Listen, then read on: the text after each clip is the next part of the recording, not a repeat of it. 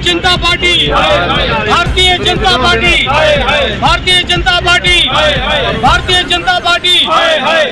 गुंडागर्दी नहीं चलेगी, गुंडागर्दी नहीं चलेगी, गुंडागर्दी नहीं चलेगी, बीजेपी की गुंडागर्दी नहीं चलेगी, बीजेपी की गुंडागर्दी नहीं चलेगी, बीजेपी की गुंडागर्दी नहीं चलेगी। Bharatiya Janata party, Bharatiya Janata party, Bharatiya Janata party, BJP की गुंडागर्दी नहीं चलेगी।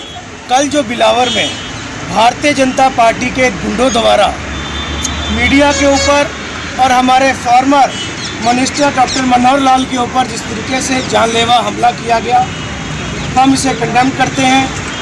हम लेफ्टिनेंट गवर्नर साहब से ये पूछना चाहते हैं कि गवर्नर साहब, क्या आप जम्मू कश्मीर को और ख़ासकर कि जम्मू को यूपी बनाना चाहते हैं जहाँ पे गुंडागर्दी चलती है? ये लोकतंत्र की हत्या है। आज मीडिया ही ने भारतीय जनता पार्टी को हिंदुस्तान के अंदर सत्ता बनाने के लिए लाया।